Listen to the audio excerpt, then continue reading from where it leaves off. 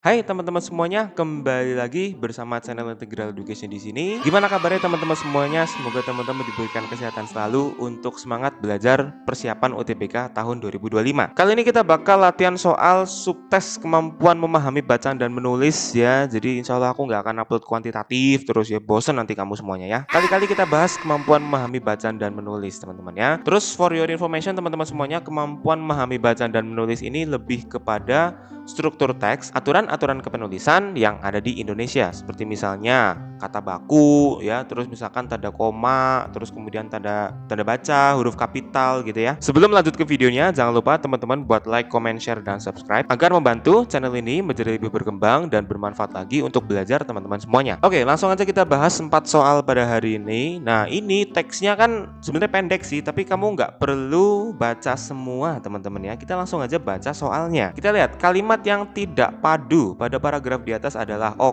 tidak padu itu apa guys? Kalimat yang tidak padu itu adalah kalimat yang tidak nyambung ya, tidak nyambung dengan apa? Tidak nyambung dengan keseluruhan isi teksnya. Oke, kita baca kalimat pertama. Tahun ini hutang Indonesia sudah mencapai ribuan triliun. Jika nominal tersebut dibagi dengan total jumlah penduduk Indonesia, maka setiap satu orang penduduk Indonesia perlu menanggung nominal sebesar 28 juta. Oke, jadi angka ini juga meningkat di setiap tahunnya. Permasalahan ini harus dievaluasi kembali untuk mengurangi tingkat penderitaan di Indonesia, ujar seorang pengamat ekonomi. Peningkatan produktivitas sumber daya manusia untuk memberikan kontribusi menjadi hal yang penting dalam pembangunan. Nah, di sini kelihatan nggak mana kalimat yang nggak nyambung sama isi teks? Kalau kalimat 1 membahas utang, kalimat 2 nyambung dengan kalimat 1, membahas mengenai nominal utang itu ya. Berapa nih kalau dibagi ke orang Indonesia? Nomor 3 ada angka ini, berarti angka 28 juta itu kan juga meningkat di setiap tahunnya, berarti masih nyambung. Terus yang keempat, permasalahan ini, nah berarti masih ngomongin utangnya tuh, harus dievaluasi kembali. Nah, sampai di kalimat kelima, peningkatan produktivitas sumber daya manusia untuk berikan kontribusi menjadi hal penting dalam pembangunan. Nah, ini melenceng dari topik utang, teman-teman ya. Jadi di sini jawabannya adalah kalimat yang nomor 5. Ini kalimat yang tidak padu karena tiba-tiba ngomongin produktivitas sumber daya manusia untuk memberikan pembangunan. Nah, ini mencuat jauh dari topik teksnya ya. Jadi gampang teman-teman ya, untuk menentukan kalimat yang tidak padu itu adalah kalimat yang tidak nyambung dengan isi teksnya. Oke, kita lanjutkan ke nomor 2. Kalimat 1 memiliki kesalahan dalam penulisan karena apa? Nah, kita lihat kalimat 1. Tahun ini hutang Indonesia sudah mencapai ribuan triliun. Nah, ini memiliki kesalahan dalam penulisan di bagian mananya, guys? Kita lihat yang A. Terdapat keterangan waktu yang tidak boleh diletakkan di awal kalimat. Nah, keterangan waktunya mana? Tahun ini. Nah, apakah keterangan waktu itu nggak boleh ditaruh di awal gitu? Apakah harus di belakang terus? Karena kalau kita belajar struktur kalimat itu kan subjek, predikat, objek, keterangan waktu gitu kan, atau keterangan tempat atau keterangan apa gitu kan. Nah, boleh nggak keterangan waktu ditaruh di depan? Jadi tahun ini, hutang Indonesia sudah mencapai ribuan triliun. Kalau ditaruh di belakang, kan gini, hutang Indonesia sudah mencapai ribuan triliun tahun ini gitu kan. Nah, apakah boleh ditaruh di depan jadi kayak gini? Tahun ini hutang Indonesia sudah mencapai ribuan triliun. Jawabannya ya boleh-boleh aja kok. Ini tidak merusak struktur kalimat dan kepadanan atau kelogisan kalimatnya kan. Jadi jawabannya bukan yang A, guys. Nah, sekarang lihat yang B. Ada kata yang bermakna ganda. Oke, kata apa nih yang maknanya ganda? Artinya ada satu kata yang membuat kalimat itu tuh menjadi punya dua makna yang berbeda, guys. Kalau kita lihat di sini nggak ada ya, mungkin nggak ada. Coba kita simpen dulu deh. Terus yang C, tidak memiliki subjek. Nah, kalimat 1 punya subjek. Subjeknya apa? Subjeknya adalah hutang Indonesia ini. Ya, ini subjeknya, guys. Ingat, subjek itu bukan yang awal ya, tapi subjek adalah pelakunya. Tahun ini keterangan waktu tadi kan. Oke, aku tulis ini keterangan waktu. Nah, hutang Indonesia adalah subjeknya gitu ya. Jadi dia punya subjek nih. Jadi jawaban C salah. Yang D, nominal ribuan triliun seharusnya ditulis nominalnya dengan detail. Wah, ini sih kayaknya nggak perlu ya. Karena di sini udah di spoiler nih di kalimat kedua bahwa setiap satu orang itu butuh 28 juta buat bayarin. Jadi karena udah di spoiler di kalimat kedua, kalimat 1 yang nggak usah kali disebutin ribuan triliunnya tuh totalnya berapa. Lagian juga pembaca udah bisa membayangkan kan ribuan triliun itu ya banyak gitu loh ya. Jadi ini bukan jawabannya. Tapi kalau mau dituliskan di teks pun sebenarnya nggak apa-apa gitu ya. Berarti ada jawaban yang lebih layak untuk dipilih, yaitu jawaban mana? Jawaban yang E, guys. Terdapat kata yang tidak baku. Kata apa yang tidak baku? Kata yang tidak baku adalah hutang. Ya, hutang ini salah penulisannya, guys. Yang betul adalah utang. Nah, ini utang yang benar ditulisnya, bukan hutang. Sama aja kayak misalkan resiko itu kan salah, yang benar risiko. Oke, aku tulis ya. Resiko itu salah, harusnya risiko kan. Ini kata yang baku guys. Februari itu yang benar, bukan Februari. Kwitansi pakai U, kuitansi bukan KWI gitu ya. Pokoknya masih banyak kata-kata yang orang-orang tuh salah melafalkannya ya, atau salah menuliskannya, itu namanya kata yang tidak baku guys. Jadi jawabannya yang E ya, terdapat kata yang nggak baku yaitu si hutang itu. Makanya utang piutang ya kan, bukan hutang pihutang. Kan lucu guys ya kalau hutang pihutang. Kita nggak biasa ngomong itu. Oke, jadi gampang teman-teman ya untuk soal nomor 2 ini, yang penting teman-teman tahu mana yang nggak baku. Oke, kita lanjut ke nomor 3. Nah, nomor 3 nih, kalimat yang tepat untuk menutup teks adalah apa nih? Kalimat yang tepat untuk menutup teks. Berarti jadi kalimat 6 ya. Nah, kita udah baca tadi soalnya.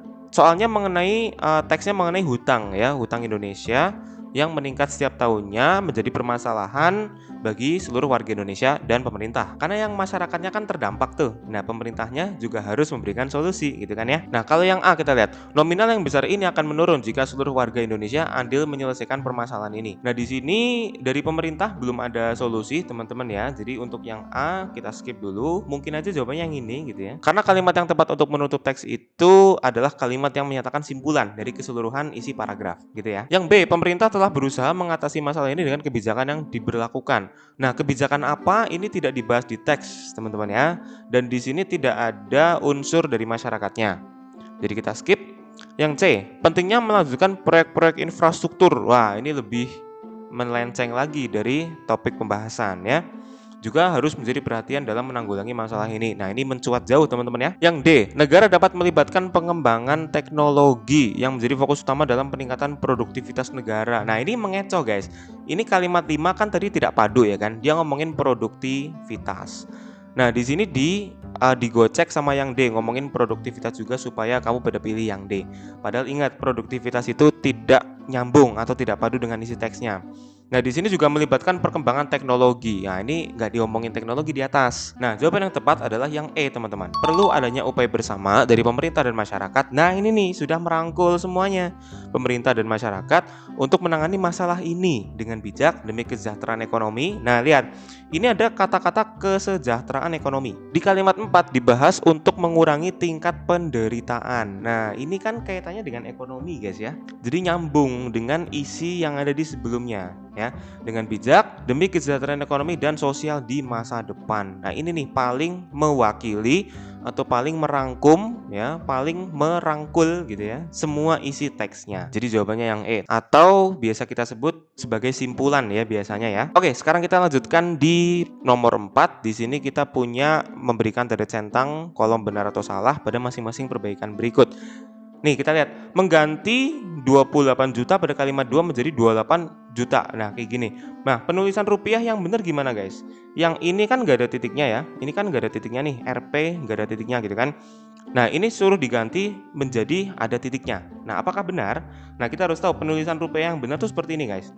Jadi RP tanpa titik, tanpa spasi ya. Jadi RP langsung 28 juta ya.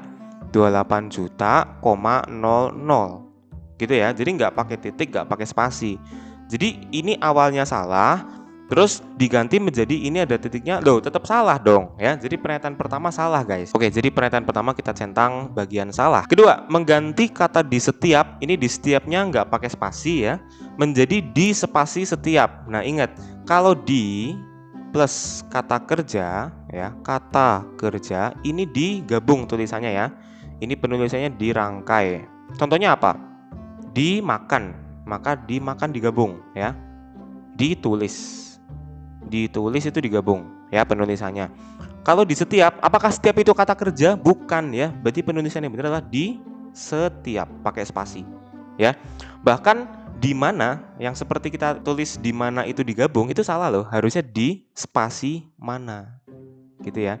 Di sana itu pun di spasi sana loh ya, di sana gitu ya. Ini kalimat kedua atau pernyataan kedua ini benar ya, karena di setiap itu harusnya di spasi ya. Oke lanjut, yang ketiga, kata berkurangnya pada kalimat keempat seharusnya harus mengurangi. Nah kita lihat kalimat 4. Mana kalimat 4? Permasalahan ini harus dievaluasi kembali untuk berkurangnya tingkat penderitaan di Indonesia.